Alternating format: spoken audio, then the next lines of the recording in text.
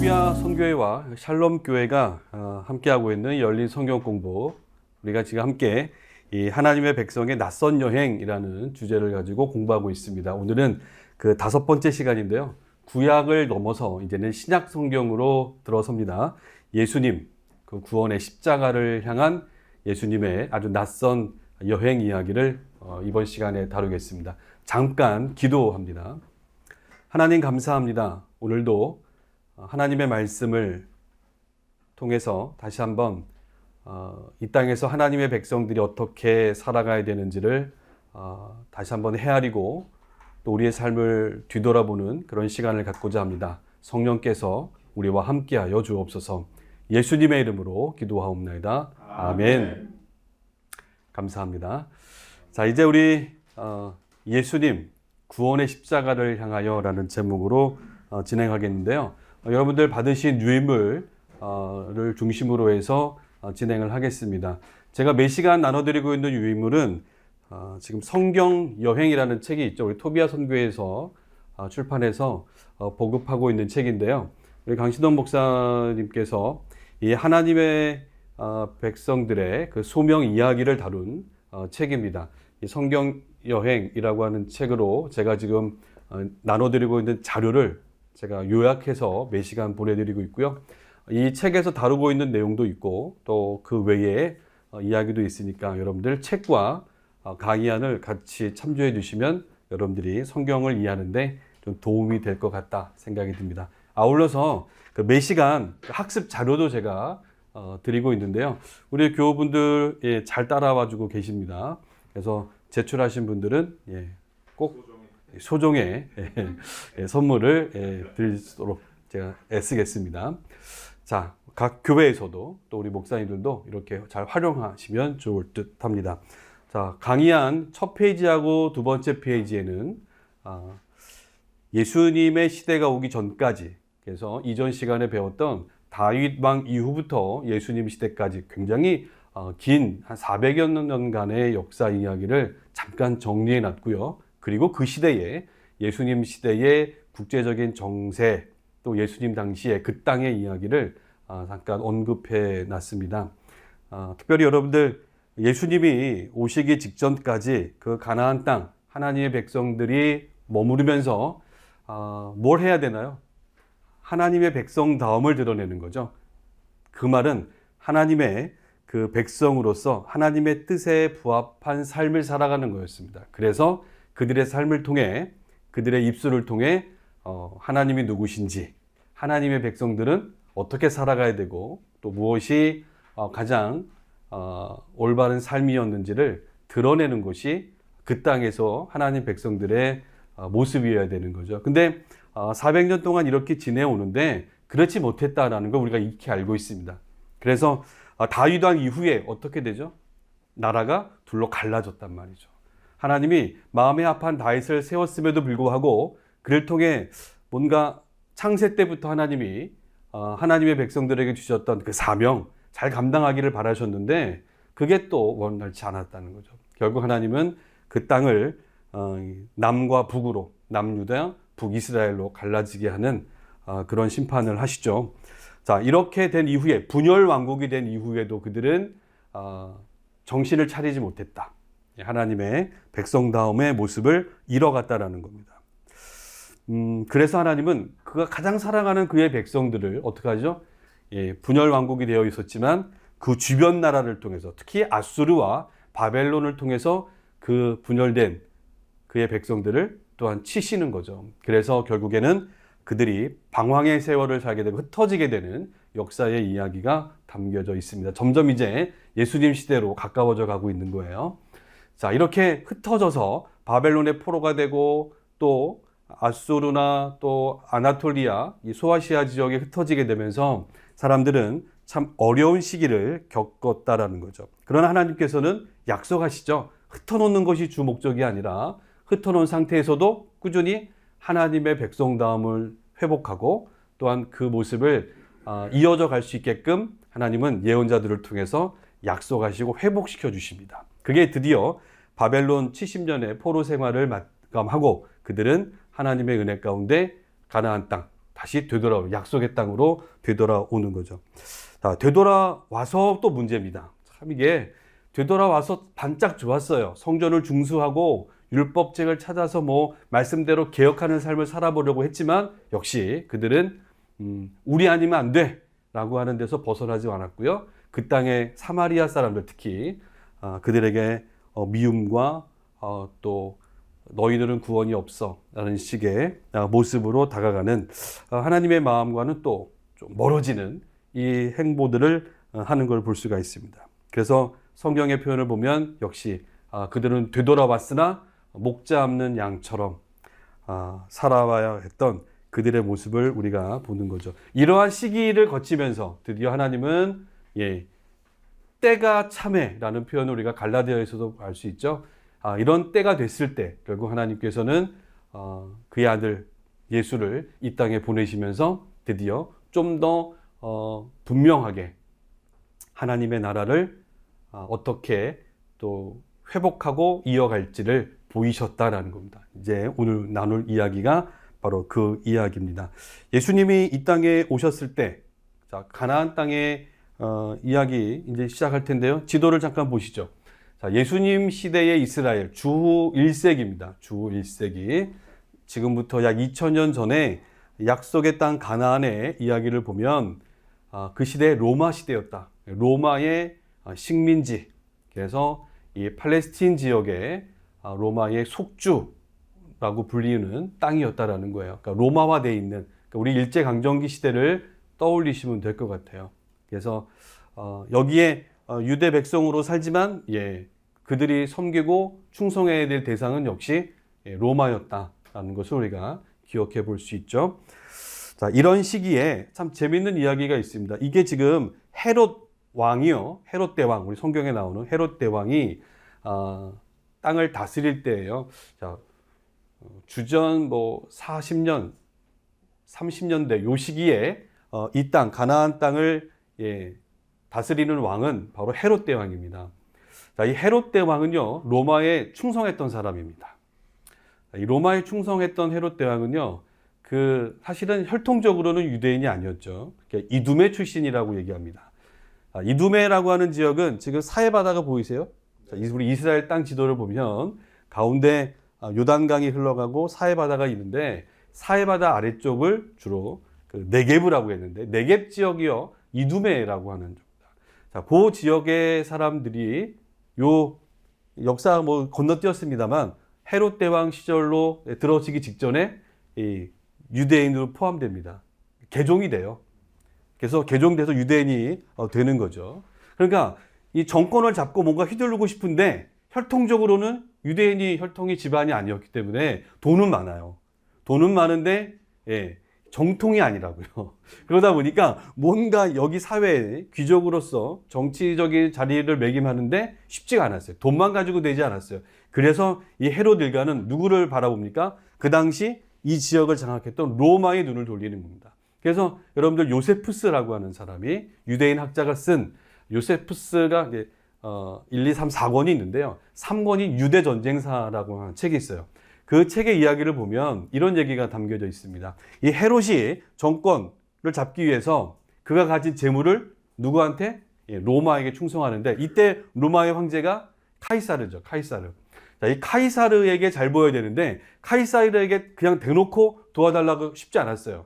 역시 미인계를 쓰는 거죠. 여인이 등장합니다. 바로 이 카이사르 황제의 여친이 누구냐면 클레오파트라란 말이에요. 이 클레오파트라를 이용하는 거예요. 그래서 클레오파트라하고 헤롯 대왕이 모종의 딜을 하는 거죠. 클레오파트라가 뭘 요구했을까요? 나에게 여리고 저 비옥한 오아시스, 그 다음에 사해바다를 달라. 이 피부 미연이기 때문에 이 사해바다를 요구해요. 오케이 하면서 나에게 이 땅을 다스릴 수 있는 권력만 준다면 내가 뭔들 못하겠소. 이 헤롯은 결국 그렇게 딜을 하고 클레오파트라를 통해서 그의 남친이었던 로마의 황제 카이사르의 마음을 사로잡습니다. 자, 이 헤롯은 결국 로마의 군대와 함께 이 가나안 땅, 이 땅을 정복하게 되죠. 그래서 혈통적으로 좀 미흡했지만 그의 부와 이 권력을 손에 쥐고 이 땅을 장악하는 겁니다. 자, 장악했는데 결국 이제 평생 갈 수 없잖아요. 이 헤롯도 이제 명이 다하니 죽는 거죠. 그러니 이 헤롯이 죽고 난 다음에 그의 아들들이 땅을 다스리는 거예요. 지금 지도가 그런 거예요. 지금 여러분들 보시는 것처럼 사해 아래쪽에 보시면 유대라고 돼 있어요. 약간 붉은 흑 갈색 황토색 있죠. 여기가 이제 유대 땅, 유대 속주, 유대 주예요. 자, 그 위로 하늘색으로 이렇게 좀 돼 있습니다. 거기가 사마리아 주예요. 그리고 그 위가 우리가 이제 주로 다루게 되는 갈릴리주라고요. 그래서 예수님 당시에는 이런 식으로 경계가 좀 나눠져 있었다. 그리고 이제 동쪽을 보시면 베레아라고 하는 지역이 녹색 부분으로 되어 있는 거예요. 그리고 그 위쪽으로 약간 보라색 뼈로 되어 있는 지역이 요단 동편에 오늘 요르단 땅이 되겠습니다만 그 지역 이제 베레아 위쪽으로 가울란티스부터 해서 헤롯 빌립이 안티바와 함께 다스리는 지역이에요. 그래서 제일 북쪽에는 헤롯 빌립이, 그리고 오른쪽에 보라색과 갈릴리 지역은 헤롯 안티파스가 다스리죠. 자, 이런 식으로 해서 그의 아들들이 다스릴 때 로마의 영역이고요. 요런 시기에 예수님이 오셨다라고 보시면 되죠. 베다니가 요단 동편에도 있고 서편에도 있나요? 아니, 동편에 있습니다. 동편 지역을 베다니는 두 군데가 있습니다. 나중에 또 한번 설명드릴게요. 그래서 이렇게 5개 혹은 6개의 지역으로 나뉘어져서 로마의 식민지화되어 있었던, 그러나 그렇게 중요한 땅이 아니었어요. 로마에게는 이 유대 땅 사마리아 지역은 그렇게 뭐 중요한 땅은 아니었어요. 오히려 더 중요한 땅은 저 북쪽에 헐몬산이 있고, 헐몬산 위쪽에 다마섹이라고 있죠. 시리아의 다마스커스. 그 당시엔 거기가 더 큰 군단이 주둔할 정도로 이 시리아 속주가 훨씬 더 컸습니다. 자, 이렇게 되어 있고요. 자, 요즘날 순례를 가시면 좀 컬러풀한 지도 제가 다시 한번 보여드릴게요. 자, 오늘날 지도입니다. 오늘날의 이스라엘 북부 지역을 여러분들이 보시는 건데, 이 북부 지역 보시면 밑에 지금 갈릴리 호수예요. 자세히 보시면 갈릴리 호수를 중심으로 해서 왼쪽에 지금 나사렛부터 보이시죠? 자, 북갈릴리라고 제가 표현을 해놨는데, 북갈릴리, 남쪽 갈릴리, 상부 갈릴리, 하부 갈릴리 뭐 이런 식으로 나눠요. 자, 요 구분점은 여러분 교재에도 제가 좀 강의 안에도 표기했습니다만, 갈릴리 호수 왼쪽에 보시면 갈릴리 지역을 둘로 나눠 놓고 있어요. 그러니까 어떤 지형적인 차이인데, 자, 북쪽 상부 갈릴리라고 하는 곳은 해발 600m가 넘어요. 해발 1000m가 넘는 높은 고원지대에 형성되어 있는 지역이다. 높은 지역이에요. 상당히 높은 지역이에요. 우리 순례 다녀오신 분들은 기억할 거예요. 텔단이라든지 헐몬산이라든지 뭐 그 주 주변 지역이 전부 다 해발 1000m가 넘는 지역이에요. 높은 지역의 갈릴리. 그러면 반대로 갈릴리 호수 바로 옆에 나사렛이 있고 하는 요 갈릴리 호수 주변은 하부 갈릴리라고 얘기해서 해발 600m 아래에 대한 굉장히 비옥한 평야 지역으로 이루어져 있는 갈릴리를 얘기합니다. 그래서 오늘날도요, 이스라엘 땅에 가장 비옥한 지역을 찾으라라고 하면 이 하부 갈릴리 쪽에, 그래서 이쪽에 갈멜산이 있는 쪽부터 해서 갈릴리 호수까지 이런 이스라엘 평야를 끼고 있는 요 하부 갈릴리 지역이 굉장히 비옥하다. 아마 나중에 순례를 오시면 여러분들이 쉽게 볼 수 있습니다. 자, 여기 지금 지도상에 보시면 갈릴리 호수 동편에 보시면 골란고원이라고 표기되어 있잖아요. 골란고원. 오늘날은 그 지역 쭉 보시면 골란고원은 이스라엘이 지금 점령한 지역이에요. 이스라엘이 원래 시리아 땅이었어요. 시리아 땅이었는데 이스라엘이 그 전쟁을 치르죠. 세 번째 전쟁, 6.1 전쟁이라고 하는 6.1 전쟁을 통해서 점령한 지역이에요. 골란고원까지 시리아가 정복하고 있는 곳을 치고 나가서 6.1 전쟁 때 확보했습니다. 골란고원 지역. 그래서 아마 순례 다녀오신 분들 저기 군인들, 그래서 거기 빨간색으로 표현된 데가 유엔군들이 정착하면서 지금 주둔하고 있죠. 경계 지역이다. 항상 분쟁이 심했던 곳이기 때문에 유엔군들이 있는 지역이에요. 자, 이렇게 해서 북쪽엔 레바논, 그래서 오늘 우리가 주로 얘기하고 있는 갈릴리 지역, 예수님의 주 활동 지역 갈릴리를 보면 오늘날 북쪽에는 레바논이 있어요. 그리고 동쪽에는 시리아가 있고 그리고 하얀 부분 아래쪽에는 이스라엘이 있는데 그 중간에 약간의 이 유엔군들이 머무르고 있는 골란고원과 그런 지대가 한 채 포함되어 있다라는 것을 여러분들이 보시면서 주로 예수님의 이야기는 이 갈릴리를 중심으로 펼쳐지기 때문에 함께 나눠보겠습니다. 여러분들 교재 이제 세 번째 페이지로 넘어가실 텐데요. 자, 이제 오늘 이 지도 약간 좀 희미해 보일 거예요. 우리 화면으로 보시는 분들은 좀 눈에 잘 안 들어올 수 있는데요.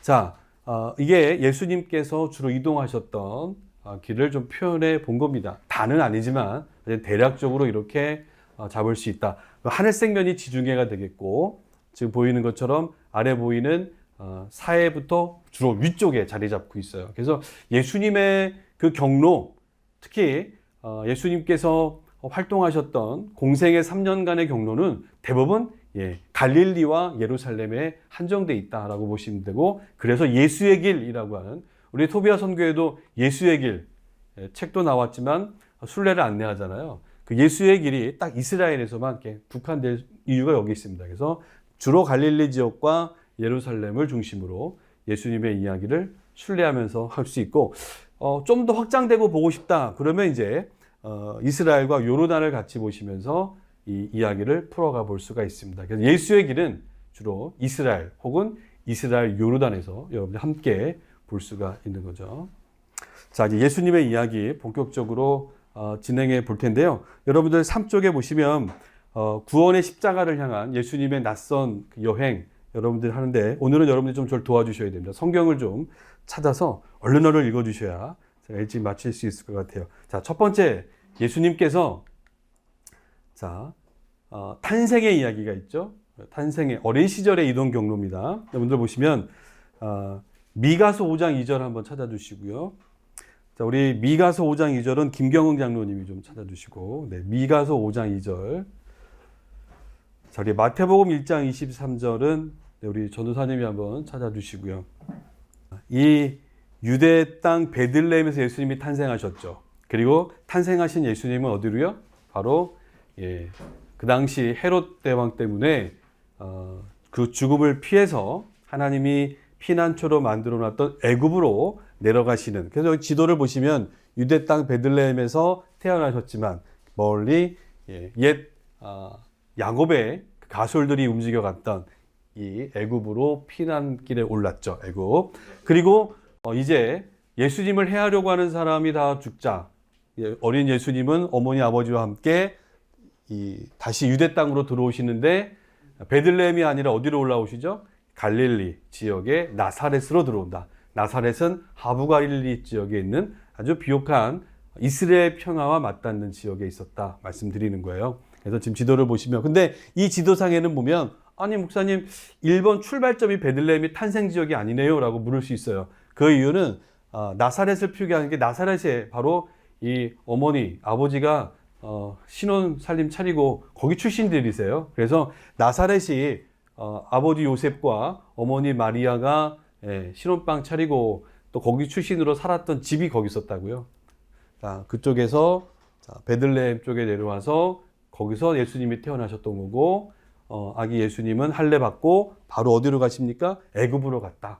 그리고 여기서 다시 올라오셨는데 베들레헴이 아니라 본래 자기의 집으로 가셨는데 바로 나사렛이었다. 이게 초창기 어린 시절의 예수님의 이동 경로, 여행의 그 경로다라는 것을 볼 수 있죠. 자, 우리 미가서 5장 2절 한번 읽어주시겠습니까? 찾으셨으면 우리 같이 한번 읽겠습니다. 시작. 베들레헴 에브라다야, 너는 유다 족속 중에 작을지라도 이스라엘을 다스릴 자가 네게서 네게로 나올 것이라. 그의 근본은 상고의 영원에 있느니라. 아멘. 네. 자, 거기 보면 베들레헴이라고 하는 표현이 등장을 합니다. 그래서 예수님의 탄생을 얘기하는데 미가 선지자의 예언의 말씀이 실현되는 걸 볼 수가 있죠. 우리 마태복음 1장 23절 한번 큰 소리로 한번 읽어주시면, 23절 말씀입니다. 나사렛이란 동네에 가서 사니 이는 선지자로 하신 말씀에 나사렛 사람이라 칭하리라 하심을 이루려 함이로라. 아멘. 자, 이사야 7장 14절의 그 이사야 선지자의 예언도 이루시기 위해서 예수님은 베들레헴에서 탄생하셨다라는 표현을 우리가 볼 수 있어요. 그리고 마태복음 2장, 그 뒷장이에요. 마태복음 2장 13절과 15절이 있습니다. 우리 여기 지금 현장에 와 계신 분들 성역 공부하시는데, 자, 13절부터 15절까지 찾으셨으면 큰 소리로 한번 읽어주십시오. 시작. 그들이 떠난 후에 주의 사자가 요셉에게 현몽하여 이르되 헤롯이 아기를 찾아 죽이려 하니 일어나 아기와 그의 어머니를 데리고 애굽으로 피하여 내가 네게 이르기까지 거기 있으라 하시니 요셉이 일어나서 밤에 아기와 그의 어머니를 데리고 애굽으로 떠나가 헤롯이 죽기까지 거기 있었으니 이는 주께서 선지자를 통하여 말씀하신 바 애굽으로부터 내 아들을 불렀다 함을 이루려 하시니라. 아멘. 자, 베들레헴의 탄생, 또 애굽으로의 피난, 피신 전부 다 그냥 우연히 발생하는 게 아니라 하나님의 그 선지자들의 예언의 말씀을 이루시기 위한 하나님의 인도함이었다라는 걸 우리가 눈여겨 보셔야 되는 거죠. 자, 마지막으로 마태복음 2장, 그쪽 뒷부분에 보면 2장 21절에서 23절. 자, 찾으셨죠? 자, 다시 한번 큰 소리로 읽습니다. 시작. 요셉이 아기와 그의 어머니를 데리고 이스라엘 땅으로 들어가니라. 그러나 헬레온과 그의 아버지 헤롯을 이어 유대인 군대를 두고 끌려가기를 무서워하더니 꿈에 지시하심을 받아 갈릴리 지방으로 떠나가 나사렛이라는 동네에 가서 사니 이는 선지자로 하신 말씀에 나사렛 사람이라 칭하리라 하심을 이루려 함이로라. 아멘. 네.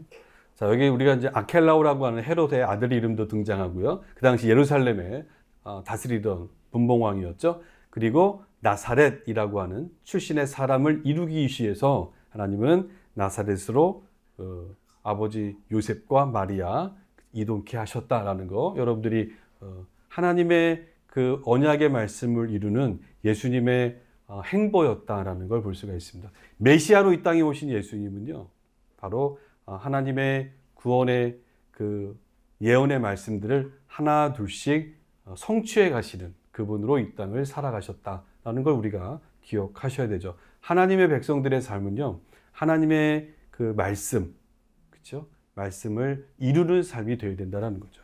행보가 그래야 되는 거죠. 오늘 우리의 삶의 행보는 그래야 됩니다. 내 업적을 남기고 내 이름을 드러내는 삶이라기보다는 먼저 되는 게 뭐죠? 그가 살았는데 그는 역시 하나님의 말씀을 이루는 자의 삶의 모습을 드러낸 사람이었다. 이렇게 살아가야 되는 것은 아닌가. 이 말씀을 통해서 한번 생각해 볼 수 있습니다. 자, 여기 나사렛으로 가셨다라는 부분에 우리가 관심 있게 보셔야 되는데요. 이 나사렛으로 가셨다. 여러분들, 한 싹이 나온다. 그리고 한 가지가, 이런 표현이 이사야 11장 1절에 나와요. 이사야 11장 1절 한번 여러분들 지금 찾아보시고요. 찾으셨으면 우리 같이 한번 읽겠습니다. 이 나사렛이라고 하는 동네, 베들레헴이라고 하는 곳, 애굽, 어떻게 보면 아주 작은 마을, 관심 없는 동네, 잊혀져간 사람들, 뭐 구약에 한 번도 언급되지 않은 나사렛, 아주 촌동네죠. 이런 곳에서 하나님은 메시아로 오신 그 예수를 옮기시고 이동하게 하시고 거주하게 하시면서 거기서 메시아로서의 사역을 출발하게 하십니다. 근데 그런 지역들이 왕이 사는 예루살렘도 아니고 베들레헴, 작은 마을, 그리고 아무도 알지 못하는 언급되지 않았던 나사렛, 그리고 뭐 성경에 그렇게 좋은 이미지가 아니죠. 이 애굽이라고 하는 지역으로 예수님이 옮겨 다니셨다면 그런 곳을 통해서 하나님께서는 그의 사명, 미션을 이행해 가셨다라는 데 관심을 가지셔야 돼요. 그 표현이 이사야 11장 1절입니다. 다 같이 읽습니다. 시작. 이새 줄기에서 한 싹이 나며 그 뿌리에서 한 가지가 나서 결실하는 것이요. 네, 거기 보면 한 싹이 나온다라는 표현이 있어요. 넷제르라고 하는 히브리어입니다. 넷제르. 자, 여기서 우리가 유추되는 말이 나사렛이라는 말이 온다고 이야기했죠. 나사렛이라고 하는 것은 성경에 등장하지 않지만 요 히브리어를 근거로 해서 우리는 바로 한 싹이 나온다. 그러니까 우리가 그런 얘기 있잖아요. 불가능한데 가능하게 하시는 거. 예. 아무도 기대하지 않고 없다고 생각하는 곳에서 하나님은 그의 일을 이루어 가시더라고요. 그게 어떻게 보면 참 낯선 행보입니다. 하나님의 백성들의 이야기는 그렇게 시작이 되죠. 하나님께서는 아무것도 나올 것 같지 않는 그 시대의 모습으로 보면 이게 여기서 뭐가 나겠어? 라고 하는 표현들을 우리가 익히 알고 있는데 그런 곳에서 하나님은 메시아가 나게 하시고 자라게 하시고 그의 사역을 준비시키시고 이끌어 가셨다는 거죠. 이게 하나님의 방법이자 하나님의 백성들의 삶의 전형적인 모습입니다. 그래서 미션 임파서블, 그러니까 가능하게 하시는 거예요. 없는 데서 있게 가시는 분이 하나님이시다라는 거죠. 오늘 우리의 삶이 그렇게 전진해 갈 수 있어야 합니다. 자, 요단강, 그 다음 이제 장면으로 우리가 넘어가면 예수님의 삶을 다 얘기할 수 없잖아요. 자, 중간중간 끊어가면, 자, 이렇게 나사렛에서 출신이라는 말씀을 이루신 예수님의 행복 두 번째로 보면 그 예수님이 어디로 가시죠? 우리가 요한복음의 말씀을 보거나 마태복음 4장 이렇게 읽어보면 갈릴리에 계시던 나사렛에 계시던 예수님이 어디로 가시냐면 딱 요단강으로 가십니다. 그래서 요단강에서 뭐 하셨죠? 세례 요한으로부터 세례받는 장면을 우리가 기억하는 거예요. 자, 이제 공세계가 시작된다는 겁니다. 공적인, 메시아로서의 공적인 삶을 이제 살아가시는데 메시아, 구원자로서의 이제 사명을 시작하기 위해서 예수님은 자, 요단강으로 내려오셨다라는 거예요. 그러면 갈릴리 지역에서 쭉 아래로 내려오셔서 저기 보면 베다니, 자, 오늘날 우리 장로님 질문하셨는데 베다니가 두 군데 있어요. 첫 번째 나오는 지역이 바로 요단강을 중심으로 동쪽, 오늘날 요르단 땅입니다. 요단 동편에 여리고 맞은편 쪽에 사해 요단강 건너가 있는 그 지역에 베다니라고 하는 마을이 하나 있습니다. 베다니. 자, 그쪽에서 예수님은 이렇게 요단강을 따라 건너오죠. 서쪽으로. 자, 그러면 여기 지금 화살표를 대충 그렸습니다. 보통 일반적으로 그 당시 갈릴리 지역에서 이 요단강 사해바다 쪽으로 이동하는 길은요, 이 산지길이 아니라 어디냐면 동쪽입니다. 요단강을 따라 내려가요. 요단강도 따라 내려가지만 갈릴리 호수에서 요단강 따라 내려가는데 저쪽에 오늘날 요르단 쪽 길을 따라 내려갑니다. 그 길을 사해길이라고 해요. 사해로 가는 길이다라고 해서 그 당시 예로부터 많은 사람들이 갔던 길이에요. 그래서 사해바다에서 갈릴리로, 갈릴리 사해바다로 내려갈 땐 요단강을 따라갔다고요. 근데 이스라엘 쪽이 아니라 요르단 쪽에 있는, 요단 동편에 있는 길을 따라, 요단 강변을 따라 남쪽으로 쭉 이동한다고요. 이렇게 아마 내려가셨을 거로 추정하고요. 예수님은 그 베단이라고 하는 마을에서 어떻게 해요? 요단강을 건너 들어오시는데 여기서 세례 요한에게 세례받으셨어요. 그 당시에 이 요단강과 유대 광야 지역은 우리가 쿰란의 얘기도 들어서 알고 있습니다만 메시아를 대명하는 사람들의 집단 거주지, 공동체 활동하고 있는 장소들이었고요. 이 부패한 이 사람들의 모습보다는 오히려 광야로 내몰아가서 그곳에서 그들만의 삶을 살면서 메시아가 오는 것을 기대하고 기도하고 말씀 보면서 정결한 삶을 살려고 했었던 사람들이 이 쿰란 공동체를 이루면서 유대 광야에 머물렀는데 그 중에 연결되는 곳이 요단강입니다. 여기서 이제 세례 요한은 회개하라 선포하면서 회개의 정결례를 베풀고 있었고 세례를 베풀고 있었죠. 이때 예수님께서는 요단강을 찾으셨고 세례 요한으로부터 세례를 받으시다. 자, 그리고 예수님은 요단강 건너서 어디로 가세요? 광야로 가셨다. 그게 바로 이 유대 광야인데요. 유대 광야에서도 여리고가 있는 유대 광야 지역으로 가셨다. 이게 우리가 성경을 익히 알고 있는 부분의 내용입니다. 유대 광야, 여러분들 가장 사람들이 거주하기 어려운 곳, 사람들이 살기에는 척박한 땅이라고 그랬잖아요. 자, 요단강에서 세례 요한으로부터 이는 세상의 모든 짐을 지고 가는 메시아, 어린 양이로다라는 표현을 쓰게 됐고요. 그 다음에 하나님의 진정한 아들이다라는 것을 요단강에서 세례 요한으로부터 이 말을 듣습니다.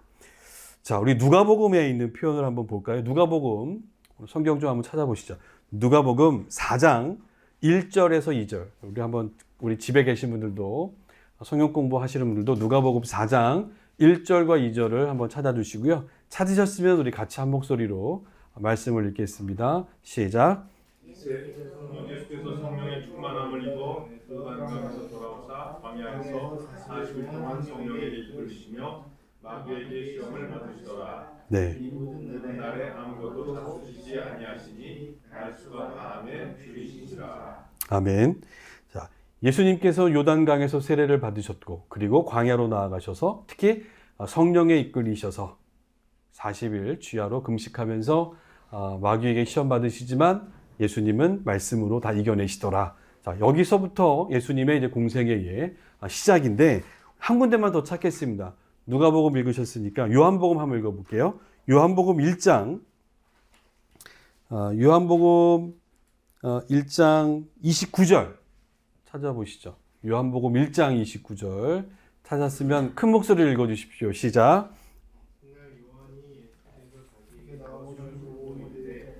보라 세상 죄를 지고가는 하나님의 어린 양이로다. 하나 더 있습니다. 34절 요한복음 1장 34절 읽습니다. 시작. 내가 보고 그가 하나님의 아들이심을 증언하였노라 하니라. 아멘. 자, 이게 지금 세례 요한의 고백인 거예요. 메시아를 보면서 그가 바로 인간의 몸을 입고 있다기 오신 하나님의 아들 메시아다라는 것을 고백하고요. 하나만 더 찾아 읽겠습니다. 마태복음 3장을 보세요.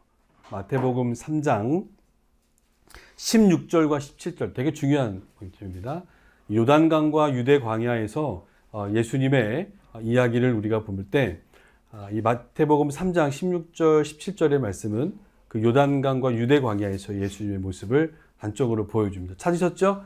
자, 같이 읽습니다. 시작. 예수께서 세례를 받으시고 곧 물에서 올라오실새 하늘이 열리고 하나님의 성령이 비둘기같이 내려 자기 위에 임하심을 보시더니 하늘로부터 소리가 있어 말씀하시되 이는 내 사랑하는 아들이요 내 기뻐하는 자라 하시니라. 아멘. 네. 자, 예수님이 세례를 받을 때 성령이 비둘기처럼 임했고요. 임하면서 하늘로부터 이루어지는 음성을 누가 듣습니까? 예수님이 듣습니다. 자, 세례 요한으로부터의 고백도 있었지만 바로 예수님 스스로가 이렇게 하나님의 음성을 듣습니다. 무슨 음성을 듣습니까? 이는 내 사랑하는 자라, 내 기뻐하는 자라라는 내 사랑하는 아들이라고 하는 이 음성을 들으면서 스스로 내가 메시아로서 이제 하나님의 아들로서 그 하나님의 백성들을 구원해내는 창세 때부터 지금까지 오랜 세월에 걸쳐서 하나님께서 풀어가고자 했던 그 사명을 이루는 그 사명을 감당하는 기름 부음 받은 자로서의 그 정체성을 다시 한번 확인하는 장소였다라는 거죠. 하나님의 뜻을 확실하게 확신하고 이제 나는 어디로? 십자가를 향해서. 왜요? 메시아의 사명이었으니까. 이 땅의 구원자로서의 길은 바로 그 길이었으니까요. 이것을 충분히 인지하는 시간, 깨닫는 시간, 그리고 스스로 그렇게 결단을 하고 그의 메시아로서의 정체성을 드러내면서 이제 광야로 나가서 말씀으로 이겨내시면서 하나님의 백성들은 그렇게 사는 거죠. 여러분들, 자, 한번 보시죠. 요단강과 이 유대 광야에서 예수님의 행보는요. 자, 회개하라. 정결케 하는 데서부터 시작합니다. 하나님의 말씀으로부터 늘 우리의 삶을 되돌아보는 거, 반성하는 거죠. 지금까지 지내왔던 삶을 다 돌이켜서 다시 새로운 모습으로 방향을 전환해서 새롭게 가는 거예요. 새 사람을 입는 거예요. 자, 이렇게 새롭게 살아가는 사람들, 하나님의 백성들이, 그렇죠? 구원받은 하나님의 백성으로서의 삶을 이제 살아가는 그 길에 서 있는 겁니다. 자, 하나님의 자녀다. 나는 이제 하나님의 백성이야. 하나님의 자녀야. 라고 하는 것이 충분히 이제 인지가 되고 고백이 됐습니까? 그러면 어떻게 해요? 하나님의 말씀과 기도로 살아가는 거예요. 그게 바로 유대 광야의 삶이었다고. 예수님이 보이신 거예요. 그러니까 하나님의 자녀가 됐고 이제 새로운 신앙의 삶을 새롭게 걸어간다 라고 할 때는 반드시 뭐가 따릅니까? 광야에서의 체험이 필요한 겁니다. 하나님의 말씀만 오직 붙드는 게 중요한 거죠. 예수님이 보이셨어요. 그래서 말씀으로 이겨내셨잖아요. 우리의 하나님의 백성들은요, 하나님의 자녀들은 하나밖에 없습니다. 하나님만 바라보는 겁니다. 그래서 이제 하나님의 그 뜻을 확신하면서 예수님처럼 내가 하나님의 자녀구나. 그럼 나 어떻게 살아야 돼요? 하나님의 말씀으로. 부단히 간구하면서 그 뜻을 구하면서 사는 것이 하나님의 백성이라. 광야 한번 말씀드렸죠. 미드바르 말씀으로부터 힘을 얻는 장소. 이게 기독교 신앙인들 우리 하나님의 백성들의 정체성 아닙니까? 자, 이렇게 시작하는 걸 보여주신 분이 예수님이었고 우리가 그렇게 살아야 되는 거죠. 자, 이제 예수님께서는 이렇게 하나님의 백성 또 하나님의 자녀라고 하는 충분한 정체성을 또 메시아로서의 그 길을 인지하시고 그는 어디로 가십니까? 예루살렘이 아니라 갈릴리로 가셨다는 게 중요한 거예요. 자, 갈릴리 여러분들 그 강의 안에 보면 또 성경 여행 책을 보면 이 갈릴리 사역에 대한 이야기 잘 풀어놨습니다. 갈릴리는 우리가 한마디로 정의하면 뭡니까? 그 당시에 갈릴리의 사람들 정말 어렵고 차별 정치적으로나 경제적으로나 종교적으로 사이드에 있었던 사람들 아니 오히려 그 시대에 가장 힘들고 어려운 차별받는 사람들이 살았던 땅이 갈릴리 지역의 사람들이다. 이렇게 지금 성경도 표현해주고 있잖아요. 누가복음 4장 성경 읽겠습니다. 누가복음 4장 14절과 15절 오늘 성경 덮으시면 안 됩니다. 오늘은 누가복음 4장 14절과 15절 말씀을 찾으셨다면 같이 한번 읽어 주실 텐데요. 네. 준비되셨습니까? 네. 같이 읽습니다. 시작.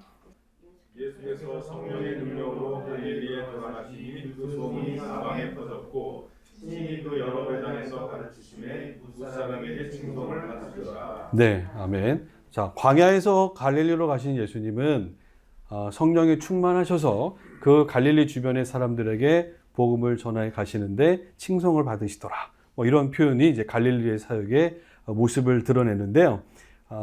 홀대받고 어려웠던 갈릴리, 이 갈릴리의 이야기 여러분들이 기억하셨으면 좋겠고, 이 갈릴리의 사람들은 필요로 하는 게 뭐냐면 위로받는 거예요. 그렇죠? 가장 없이 살았고요, 병들었고요, 가진 게 없고요, 쥔 사람들로부터 권력을 쥔 사람들로부터 외면당했고요. 철저하게 고립된 사람들이에요. 그러니까 유대인으로 살지만 다 그런 건 아니었죠. 어떻게 해요? 그 당시 헬라나 로마에 충성을 다하고 그 사람들에게 모든 걸 걸었던 사람들은 뭐 그냥 살았겠죠. 그러나 하나님의 대부분의 사람들은 되게 열악한 환경에 갈릴리 주변에 모여 살고 있었다라는 거예요. 심지어 예루살렘에 있는 사람들조차도 종교적으로 그 사람들이 잘못됐음을, 구원이 없음을 이렇게 이야기하고 있잖아요. 그래서 이방의 갈릴리라고 하는 표현을 쓰고 있는 것을 우리가 볼 수 있어요. 그만큼 구원이 없다, 흑암에 있는 백성들이다, 정말 여기는 크게 뭐 기대할 것이 없는 사람들이다, 이런 이야기를 들었던 갈릴리 지역으로 예수님이 옮겨가셨고 거기서 복음을 전하시는데 그 도시들이 많이 있죠. 우리 갈릴리의 길이라고 하는 책, 갈릴리의 길에서도 충분히 다뤘었는데요. 여러분들 여기 지금 보시면 갈릴리 주변에서 예수님이 나인성 기억하십니까? 이 나인성에서 죽은 자녀를 살려주시죠. 자, 그 다음에 여기 나사렛에서 어떤 이야기가 있었는지 우리 그거 알고 있죠. 나사렛. 예수님이 나사렛에서 어떤 일 하시죠? 물이 변하여 포도주 되게 하셨잖아요. 물이 변하여 포도주 되게 하셨던 것이 바로 이 갈릴리 주변의 하부 갈릴리의 나사렛 이야기다. 가나죠. 가나. 미안합니다. 예. 나사렛에서 하셨던 이야기 중에 우리가 대표적으로 기억할 수 있는 게 있을까요?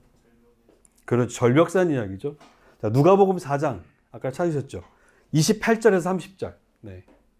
감사합니다. 누가복음 4장 28절에서 30절 말씀이에요. 찾으셨나요? 네. 좀 크게 읽어 주십시오. 시작. 회당에 있는 자들이 이것을 듣고 다 크게 화가 나서 일어나 동네 밖으로 쫓아내어 그 동네가 건설된 산 남떨이까지 끌고 와서 밀쳐 떨어뜨리고자 하되 예수께서 그 가운데서 지나서시니라. 네. 우리 나사렛을 한번 공부한 적이 있었는데 여러 번 또 말씀을 통해 들으셨잖아요. 이 나사렛 사람들 여기서 뭐가 나오겠어?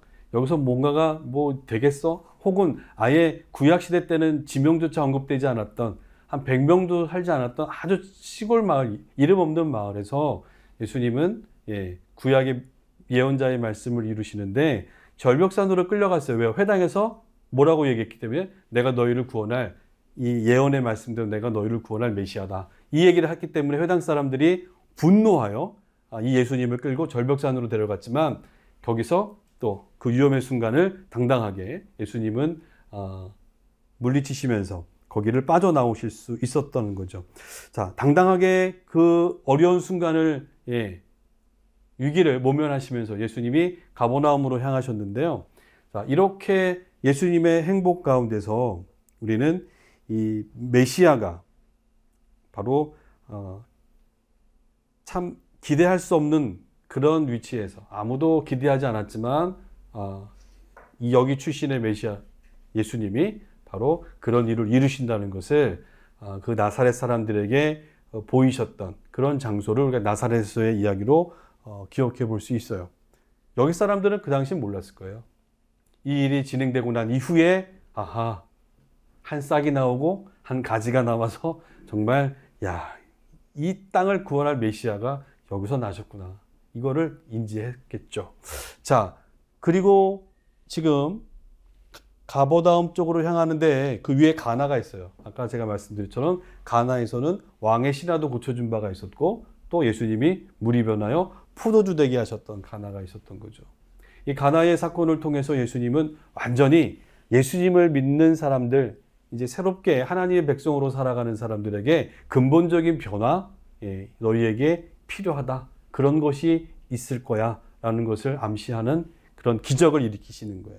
물이 변하여 포도주 되는 것처럼 우리의 인생이 변하여 새 사람으로 간다는 건 완전히 다른 세계입니다. 그래서 기적이나 표적이나 이런 것만 바라면서 살았던 사람들에게 그런 거 말고 완전히 너희가 하나님의 사람으로 하나님의 백성다운 삶을 근본적인 변화가 너희들에게 필요한데 그거는 나로부터 시작될 거야. 너희가 나를 온전히 믿고 따르면 너희는 변화될 수 있어 라는 것을 표적을 통해서 보여주셨던 자리가 가나였던 거죠. 자, 여러분들 그런 삶을 살고 계십니까? 예수님을 믿고 사니 정말 변해 있네. 아무것도 아니었던 삶이 이제는 의미 있고 가치 있는 존재로 살아가고 있네. 완전히 내가 지금 새 사람 돼서 변한 삶을 살고 있네 라는 것을 고백하시잖아요. 고백할 수 있어야 됩니다. 이게 우리의 인생길이니까요. 자, 예수님은 갈릴리에 좀 더 가까이 호숫가 쪽으로 이동하십니다. 갈릴리 가버나움을 중심으로 하시는데 자, 이게 가는 길이 여러 군데지만 주로 예수님이 가셨다고 보는 장소 가나에서 오른쪽으로, 물론 나사렛에서 이동하는 길도 있습니다만 가나에서 들어가는 길도 있어요. 그러면 막달라가 나와요. 막달라. 여러분 막달라 하면 누구 생각나는 여인 있잖아요. 7 귀신 들렸던 여인. 완전하게 그 당시 악한 영에 빠져서 목적 없이 누리고 사는 건 많았으나 어쨌든 그 치열하게 살아가는 막달라라고 하는 이 동네에서의 삶. 이 막달라가 이 갈릴리 호수에서 가장 번성한 도시 중에 하나였거든요. 그래서 여인으로서 그 당시 여인으로서 또 사업가로서 치열한 삶을 살면서 그 스트레스 받으면서 하루하루가 정말 죽기 아니면 까무라치기로 살아가는 이 여인에게 하루하루는 고되고 힘들었을 거라고요. 근데 그러다 보니 거기서 느끼는 좌절감, 또 괴로움, 공포, 불안함, 물론 잘된 것도 많이 느꼈겠죠. 많은 일들 속에서 그녀가 악한 영에 사로잡혔다, 7 귀신에 들렸다 할 정도로 정말 어떻게 보면 정신적으로 분열되고 힘들었던 삶을 살았던, 그래서 뭔가 어떨 때는 잘 되는 것처럼 보이지만 어떨 때는 확 가라앉아 있고 이런 높낮이 롤러코스터 타는 것 같은 인생을 사는 이 여인을 두고 많은 사람들은 귀신들어 미쳤다라고 하는데 예수님은 이런 여인을 찾아가셔서 어떻게 해요? 바르게 해주셨죠. 나와 함께하면, 네가 메시아인 나를 온전히 믿고 따른다면, 나와 함께한다면 너는 정말 이전과는 다른, 지금처럼 이렇게 고민하면서 괴로워하면서 이런 거 다 예수 안에서 내려놓고 행복하게 살아갈 수 있어. 예전의 고민이 이제 더 이상 고민이 되지 않는. 그래서 예수님과 함께 일관성 있게 분명한 목표를 향해서 달려갈 수 있는, 예수님의 아마 여인으로서 첫 제자가 되지 않았을까. 끝까지 예수님과 동행했던 여인 막달라 마리아의 삶을 우리가 볼 수 있는 거죠. 그것뿐이 아니죠. 위로 올라가면 지금 갈릴리 호수의 서쪽을 따라 북쪽으로 올라가면 게네사렛, 그리고 좀 더 가는 가버나움이 보입니다. 저 북쪽에 가버나움. 가버나움 여러분 뭐 그 가버나움이라고 하는 그 지명이 보여주는 뜻이 있잖아요. 위로의 마을이다. 나움의 마을, 위로의 마을이다. 그만큼 위로가 필요했던 갈릴리 지역을 대표하는 대명사죠. 자, 특히 갈릴리 가버나움에서 보여주셨던 이야기 우리가 많이 있습니다만 하나만 더 찾아볼게요. 마태복음 4장, 마태복음 4장 한번 보세요. 23절, 25절. 마태복음 4장 23절부터 25절까지 찾으셨나요? 그럼 한번 우리 성경 공부하시는 분들 같이 읽겠습니다. 시작. 예수께서 온 갈릴리에 두루다니사 그들의 회당에서 가르치시며 천국 복음을 전파하시며 백성 중에 모든 병과 모든 약한 것을 고치시니 그의 소문이 온 주리아에 퍼진지라. 사람들이 모든 앓는 자 곧 각종 병에 걸려서 고통당하는 자 귀신 들린 자 간질하는 자 중풍병자들을 데려오니 그들을 고치시더라. 아멘. 이 갈릴리 가버나움에서 예수님의 모습을 그냥 대표적으로 정리해 준 마태의 기록입니다. 뭐 더 이상 무슨 말이 필요하겠습니까? 예수님의 행보, 예수님의 갈릴리의 3년은 이 가버나움을 중심으로 해서 그 주변 지역에 그런 일들을 행하셨던 거죠. 긍휼과 위로의 마음으로 모든 사람을 대하셨고요. 세상은 차별하지만 예수님은 차별하지 않으셨고 누구든지 내게 오라. 그들과 함께하면서 그들과 동거동락하면서 그들을 위로하셨던 예수님의 행보를 우리가 찾아보는 가버나움의 이야기입니다. 심지어 벳세다의 이야기도 우리가 알죠. 오병이어 잘 아시죠? 오병이어. 세상의 권세자들은 그 땅의 사람들을 살펴야죠. 그러나 갈릴리의 사람들은 그것조차도 혜택을 못 받으면서 어떻게 해요? 굶주려 있었고 먹을 게 없었죠. 그래서 벳세다, 이게 들판에 몰려 있었던 굶주린 사람들을 보면서 예수님은 그의 육신적인 필요함도 채워주셨잖아요. 그들을 돌보시는 예수님을 우리가 볼 수 있는 거죠. 이게 예수의 사람, 하나님의 백성으로 살아간다는 건요, 이런 일들이 다 복합적으로 들어가 있다는 것을 예수님이 갈릴리에서 다 보여주셨다는 겁니다. 이게 예수님께서 이 갈릴리 호숫가 주변에 거하시면서 예수님이 이런 하나님의 나라를 확장해 가시고 하나님의 나라는 이런 거야. 말로만 하지 않으시고 하나님의 나라는 이렇게 진행돼야 돼. 이런 거 아니겠어? 라고 해서 예수님은 보여주신 거죠. 하나님 나라 운동, 예수 운동을 펼쳐가셨던 장소가 가버나움이셨고 가버나움을 중심으로 갈릴리 주변 지역에서 펼쳐내셨다는 데 우리가 관심을 가지셔야 됩니다. 갈릴리는 그러한 곳이었습니다. 가장 힘들고 어려운 고통받는 지역, 그곳에 찾아가셨고 예수님은 그곳의 사람들과 함께 하시면서 그들을 치유하시고 하나님 나라의 복음을 전하시면서 하나님의 나라를 왕성하게 이끌어가는 그 일들을 펼쳐가셨던 장소입니다. 자, 이제 예수님은 갈릴리에만 그럼 머무셨느냐? 그렇지 않다고요. 예수님은 이 갈릴리를 떠나서 어디요? 이방 땅 지역으로 또 확장해 가십니다. 복음의 확장이죠. 자, 세상 사람들은 그 당시 뭐요? 구원은 어디에? 유대인에게만. 하나님은 그의 유대인들만 구원하신다라고 생각을 했어요. 하지만 예수님은 no, 하나님의 마음은 그게 아니라는 거예요. 너희들이 잘못 생각하고 있네. 하나님은 모두가 다 하나님의 백성임을 예수 그리스도를 나의 구주로 영접하고 그 안에 들어오는 누구든지 구원받을 수 있다. 하나님의 백성으로 살아가는 거죠. 그래서 그 복음은 너희에게만, 모두에게 필요하다. 그래서 예수님의 행보를 보시면 지금 갈릴리 지역에서 예루살렘으로 가는 길이요. 대부분 그 당시 사람들은 어디로 갑니까? 산지를 따라가면 빠른데 그 길로 안 갔단 말이에요. 이 사마리아 사람들 만나면 싫으니까, 멸시했으니까. 니네는 틀렸어. 너희는 혼합됐어. 그러니까 이런 식으로 폄하한다고요. 그리고 너희에게 구원이 없어 하면서 치부해버린 거죠. 그러니 그들은 저 밑에 길, 요단강 길을 따라서 사해 길을 따라 늘 내려가서 광야, 유대 광야, 여기 해발 1000m예요. 1000m. 지금 사해바다 보이시죠? 여리고가 마이너스 200-300m라고요. 그러니까 바다보다 낮은 그곳에서 해발 800m가 되는 예루살렘까지는 거의 1000m가 넘는 고도의 차이가 있다고요. 그리고 가기 힘든 땅이래요. 강도 만날 수 있는 유대 광야길임에도 불구하고 그게 낫지 이 길은 못 가겠다. 이게 그 당시 사람들의 생각이었다고요. 삶의 모습이었는데 이거 아니라는 거예요. 예수님은 그 당시 사람들이 가는 길이 아니라 어디요? 이 산길로 통해서 사마리아를 가셨다. 가지 않는 길을 가셨다는 겁니다. 그게 하나님의 백성들의 걸어가야 될 길입니다. 세상 사람들은 편견을 갖고 안 된다 하지만 아니라는 거예요. 그런 길로 가는 게 낯선 거예요. 어떻게 보면. 낯설지만 예수님은 그 길로 가셨다라는 데 있어요. 그리고 가신 것뿐만 아니라 가셔서 사마리아 여인을 만나 주셨고 위로하셨고 오로지 그리심 산도 아니고 예루살렘을 향하여도 아니고 오로지 나와 나의 말씀 나를 믿고 그 안에서 네가 정말 신령과 진정으로 예배할 수만 있다면 그게 어딘들 무엇이 중요하겠느냐. 바로 알려주시면서 그 여인을 하나님의 사람으로 회복시켜 주시는 그런 말씀이 사마리아 지역이었다라는 거 우리가 잘 기억해 보셔야 돼요. 근데 사마리아만 그렇습니까? 예수님 사마리아만 가신 게 아닙니다. 더 넓은 이방의 땅으로 가시는 거예요. 그 지역이 바로 여기 야곱의 우물 사마리아를 거쳐서 어디요? 두로와 시돈 지역. 수로보니게 여인 기억하시잖아요. 딸아, 내 믿음이 내 딸을 살리는 거예요.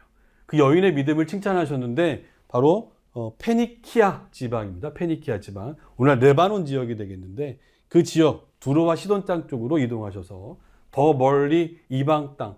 여기는 정말 예로부터 구원이 아예 쳐다보지도 않았어요. 유대인들 입장에서는 완전히 이방 땅에 가서 그래도 예수님을 붙잡고 예수님만 바라보고 예수님에게 구원이 있음을 의지하는 그 여인, 그 믿음을 보시면서 아무리 이방 땅이고 이방인들이라 할지라도 예수를 하나님의 메시아로 믿는 그 믿음이 있으면 구원받는다. 이걸 보여주셨던 곳이 바로 두로와 시돈 땅이었습니다. 근데 예수님의 그 이방 땅을 향한 행보, 갈릴리 주변 지역의 행보는 거기서 끝나지 않습니다. 어디로 가죠? 또 동편 쪽으로도 갑니다. 아까 처음에 보여드렸던 데가볼리 지역, 이 지도 한번 보실래요? 지금 갈릴리 호수에서 요단강을 따라 내려오면 사해바다가 있는데, 자, 갈릴리 호수 잘 보이세요? 갈릴리 호수에서 동쪽으로 보시면 데가볼리라고 빨갛게 돼 있단 말이에요. 요단 동편 베레아 지역인데, 베레아 지역 바로 베레아 지역 북쪽이나 동쪽 지역, 오늘날 요르단이 있는 지역인데요. 이 지역이 그 당시에 데가볼리, 데카폴리스라고 불렸단 말이에요. 이 데가볼리라고 하는 지역에 찾아가셨던 전형적인 헬라 도시들입니다. 헬라 도시들. 헬라 사람들이 미리 확보가 돼서 거점 도시로, 무역을 위한 거점 도시로 오랫동안 자리매김했고 로마가 들어오면서 이 사람들을 우대해줘요. 왜냐하면 돈이 많거든. 이 사람들한테 돈을 받으면 되니까 이 사람들이 장사 잘하게 해주고 너희가 상납하면 조공 바치면 그 돈으로 또 그들은 그의 군대를 운영할 수 있었어요. 자, 그러면서 로마는 헬라 도시들을 잘 포용해 줍니다. 근데 이 데가볼리 헬라 사람들은 또 유대인들을 억압하는 거죠. 그러니까 로마하고 헬라 사람들은 잘 맞았어요. 근데 헬라 사람들, 이 동네에 거주하는, 특히 갈릴리 호수 동쪽에 있었던 이 헬라인들 마을은 이 부가 있잖아요. 그리고 뒷배경을 봐주는 로마가 있으다 보니까 그 당시 원주민이었던 유대 사람들, 돈 없고 백 없고 힘들었던 유대인들을 아주 괴롭힙니다. 심지어는 종교적으로도 모욕을 준다. 대표적인 게 뭐죠? 돼지잖아요. 돼지. 로마 헬라 사람들이 주 먹거리로 사 먹었던 건 돼지인데 이 유대인들이 가장 혐오하는 게 돼지잖아요. 근데 이 갈릴리 동쪽은 완전히 그런 돼지떼 키우면서 살았던 게 우리가 거라사 광인의 이야기에서 찾아볼 수 있죠. 예수님은 그래서 유대인들이 가지도 않았어요. 근데 그 거라사까지 찾아가셔서 복음을 전하셨다라는데, 여러분들 성경 보면 이 거라사에 대해서 여러 가지 이야기가 나와요. 지금 맨 위에 보면 엘쿠룻이라고 돼 있어요. 거라사에 대한 학자들의 의견이 세 가지로 갈리는데, 갈릴리 호수 동쪽에 보면 베세다 아래 거라사라고 있어요. 거기일 것이다. 요즘 순례 가면 가는 곳이에요. 쿠르시라고 하는데, 여기 순례를 중세시대 때 많이 갔기 때문에 여기를 요즘도 갑니다. 자, 이 지역을. 근데 사실은 여기보다 요 아래 가다라라고 표현되는 지역일 수도 있다라고 얘기를 하고 있어요. 가다라. 이게 데가볼리 도시 중에 하나죠. 아니다. 이게 아니라 좀 더 내로 들어가면 거라사, 오늘날 죄라시라고 하는 지역이 것이다 라고 얘기하지만 대부분 돼지떼가 내려 달리려서 물에 들어가려면 여기밖에 없어요. 그래서 이 쿠르시, 오늘날 순례가고 있는 호숫가 동쪽에 쿠르시를 거라사로 일단 봅니다만 학자들은 그보다는 가다라나 죄라시로 보고 있긴 합니다. 어쨌든 그건 학자들이 좀 풀어가야 될 얘기고, 중요한 건 돼지떼가 물속에 쉽게 당기려면 가까운 호수가 여기밖에 없기 때문에 지금 쿠르시로 보고 있는데, 중요한 건 여기가 모두 다 데가볼리 지역이었다라는 거예요. 데가볼리. 여기 지금 보시면 데가볼리 보면 검정색으로 되어 있는 도시들이에요. 요단 동편에 검정색으로 막 돼 있잖아요. 도시들이 쭉 보면 필라델피아, 암만부터 해서 여기 지금 스키토폴리스, 베시안부터 해서 쭉 해서 그 당시 헬라의 10개 연합도시, 도시 연맹체를 데카폴리스로, 10이라는 단어가 데카란 말이라고요. 10개의 도시라는 뜻이에요. 그래서 이런 지역은 헬라화 되어 있었던 도시들이었는데 여기에 이방 땅에도 복음을 전하러 가셨고, 또 거기에 어떤 연유인지 모르지만 와서 정말 유대인의 한 사람으로 그곳에 가서 사는데 경제적으로나 또 문화적으로 피폐한 곳에서, 또 종교적으로 억압받는 곳에서 살았던 이 사람, 완전히 광인이 되어버렸던 이 사람을 예수님이 구원해 주시면서 그에게도 진정한 자유함을 허락하셨던 예수님의 이 광폭의 행보, 복음의 확장을 위한 행보를 여러분들이 보셔야 된다는 거죠. 복음은 어디요? 유대인에게만 머무는 게 아니라 모든 이에게. 이게 하나님의 마음이었고 예수님은 그거를 실제적으로 표현해내셨다는 겁니다. 이게 하나님의 백성들이 이 창세 때부터 부르셨던 그 사명을 풀어가는 방법이, 또 그게 목표가 그런 겁니다. 복음은 모두에게. 이것을 예수님이 직접 보이셨는데 이게 쉽지 않았다는 겁니다. 그 당시 편견과 사람들의 놀림은 어려웠어요. 결국 예수님은 그럼에도 불구하고 사마리아를 비롯해서 두로와 시돈, 그 다음에 거라사, 데가볼리 지역까지 두루두루 이방 지역을 다니셨다라는 겁니다. 자, 이걸 잘 헤아렸던 게 제자들이고요. 나중에 사도 바울까지 해서 이방인을 향한 전도가 이루어지는 거죠.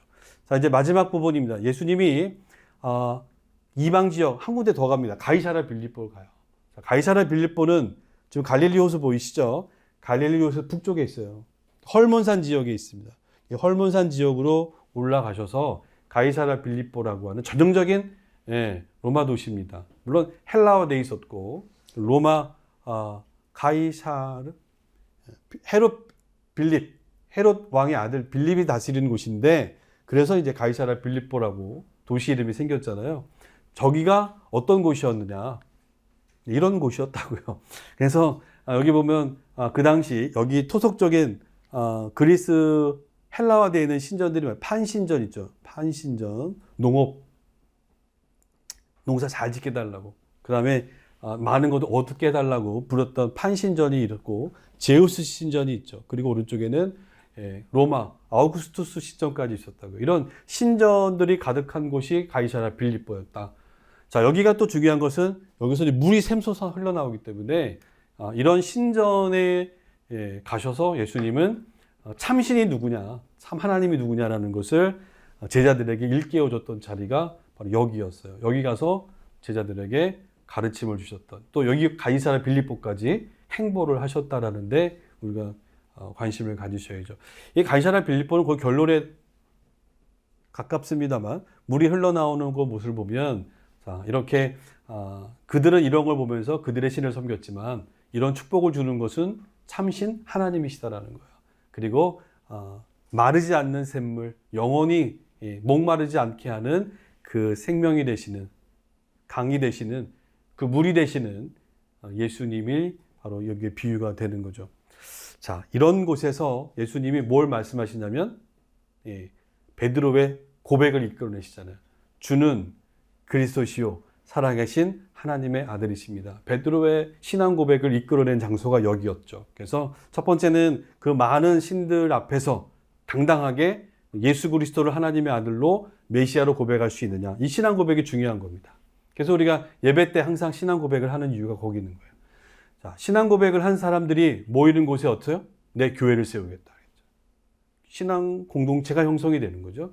그 신앙 공동체는 어떤 곳입니까? 예. 여기서 발언해서 이스라엘을 적시잖아요. 이불이. 시편 133편 3절에 헐몬의 이슬이 시온을 적신다라는 거예요. 하나님의 복이 그렇다. 그러면 이렇게 교회는 하나님의 백성들은요. 그들의 삶을 통해서 어떻게 해요? 하나님의 축복을 흘려보낼 수 있어야 되는데 그게 하나님의 백성된 자들의 삶이요. 교회의 역할이다. 그게 사명인 거죠. 이거를 일깨웠던 자리가 바로 이 가이사랴 빌립보 이방 지역이었어요. 되게 중요한 겁니다. 그리고 예수님이 한 가지 더 말씀하시죠. 내가 십자가에 달려 죽으리라. 이게 하나님의 백성들의 달려갈 길의 끝 지점이에요. 그리고 예수님이 이 말씀하시고 어디로? 예루살렘으로 가셨다는 거예요. 자, 예수님이 예루살렘으로 가시는 마지막 여정. 워낙 말씀이 깁니다만 자 보시면 요단강을 따라갑니다. 요단강을 따라가는데 사해길이라고 말씀드렸어요. 저 사해길 루트를 따라서 쭉 아랫길로 갔다가 유대 광야를 지나서 어디로 올라가시죠? 베다니 거쳐 예루살렘으로 입성하셨다. 이게 예수님의 마지막 여정길이 된다라는 거예요. 근데 이렇게 여기는 그냥 지면으로 이렇게 돼 있습니다. 여기가 고저의 차가 1000m가 넘는 되게 힘든 길을 마지막 요정 가운데 올라가셨다. 자, 올라가니까 이런 도시가 이런 도시가 산지 위, 해발 800m 위에 이렇게 생긴 도시가 예루살렘이라고요. 예루살렘이 있는 곳에 예수님이 다다르셨는데, 자, 여기가 지금 서쪽에 이렇게 골짜기가 있어요. 이게 흰놈의 아들 골짜기라면, 저 오른쪽에는 감람산인 기드론 골짜기가 형성되어 있다. 예수님은 아마 저쪽에서 올라오셔서 기드론 골짜기 건너 성전이 있는, 그렇죠? 여기가 실로암 연못가가 있어요. 자, 이쪽이 어디요? 시온산 자락인데 여기 골고다가 이쪽에 있습니다. 골고다. 예수님은 저 감람산에서 베다니 벳바게를 거쳐서 성 안에 들어오셨다가 이쪽에 골고다가 있는 쪽에서 생을 마감하셨죠. 이게 지금 예루살렘이에요. 다시 한번 보여드리면 포인트를 잘 보세요. 저 동쪽에 감람산 있는 곳이 뭐라고요? 겟세마네가 있었다. 감람산 자락에. 그리고 성전이 있었고 서쪽에 골고다라고 하는 지역이 있었다. 동선만 여러분들이 좀 잘 보시면 좋을 것 같아요. 자, 이 지도가 이제 마지막입니다. 자, 여러분들 보시면 저 동선 아까 보셨어요. 자, 광야를 거쳐서 올라오신 예수님이 베다니 늘 지나간다고요. 베다니 하면 생각나는 사람이 나사로의 집. 자, 벳박에 거쳐서 예수님이 성전으로 올라오십니다. 자, 들어오셨는데 자세한 건 제가 설명 안 합니다. 예수님이 들어오셔서 성전에 들어가셨어요. 성전을 정화시키잖아요. 청결하게 하셨다. 여긴 내 만민이 기도하는 집이야 하면서 이 뜰에서 이방인의 뜰에서 장사치들을 다 쫓아내시면서 하신 말씀이에요. 그리고 잠시 물러나셔서 베다니 가서 주무시고 다시 들어오신 예수님이 어디로 가요? 여기가 시온산 부근이에요. 여기 보시면 마지막 방 돼 있잖아요. 여기 이제 하부 도시 쪽. 여기 이제 마가의 다락방이 있었을 곳으로 보는 거예요. 여기서 예수님이 뭐 하십니까? 예수님이 제자들의 발도 씻겨주시고 성찬을 제정해, 오늘 우리 성찬식 했잖아요. 성찬을 제정해 주신 다음에 예수님은 어디로요? 이렇게 기드론 골짜기를 따라 내려가셔서 성 바깥에 있었던 겟세마네 동산에서 그의 마지막 사명을 앞에 놓고 부단히 기도하시는 거예요. 결국에 뭡니까? 하나님의 백성들은 내 뜻대로 마옵시고 아버지의 뜻대로 되게 원한다. 이게 우리의 삶의 모습인 거죠. 그렇게 기도하시다가 붙잡히셨어요.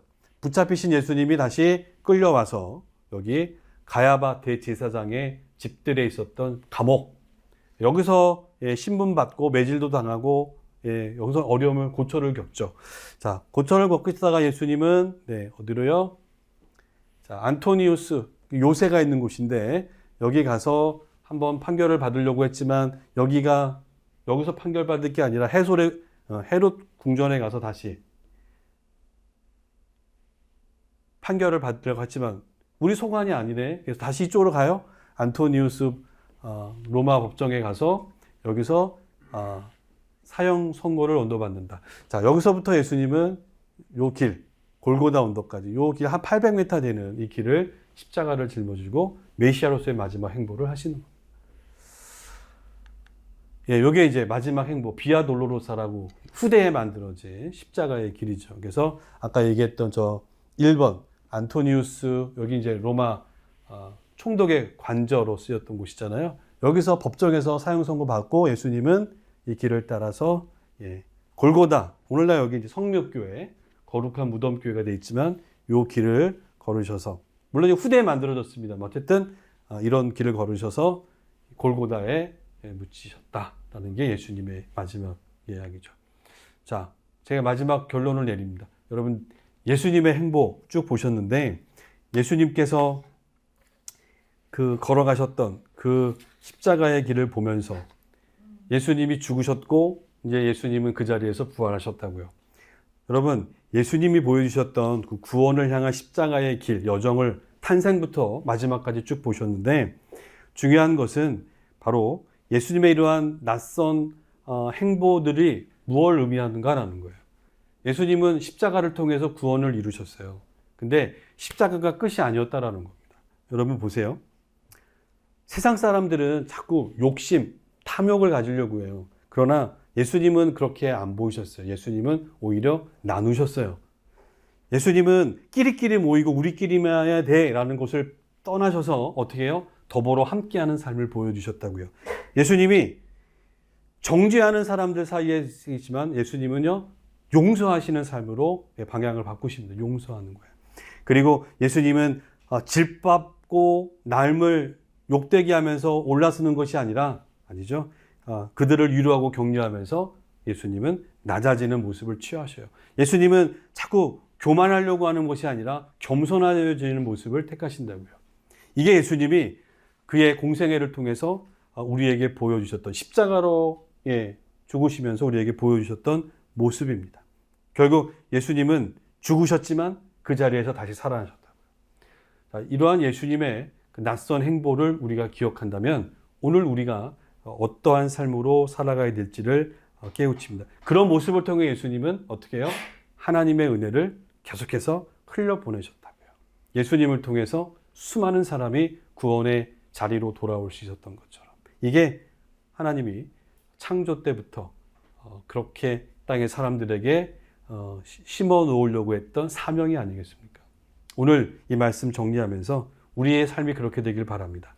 우리가 나누고 더불어 함께하고 또 함께하고 용서하며 위로하며 격려하고 이런 구원의 행보를 걸어가면 그런 우리를 통해, 아니 우리 교회를 통해, 여러분들을 통해 바로 하나님의 복음은 확장되고 하나님의 구원은 널리 더 지경을 넘어서면서 펼쳐져 가는 거죠. 그래서 우리가 서 있는 곳에서 어떻게 해요? 더 많은 이들이 희망을 보았어.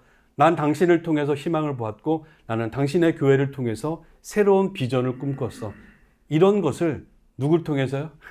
우리 샬롬 교회를 통해서, 여러분의 교회를 통해서, 여러분의 삶을 통해서 깨우치고 느낄 수 있다면 그게 하나님의 백성의 사명이 아니겠는가.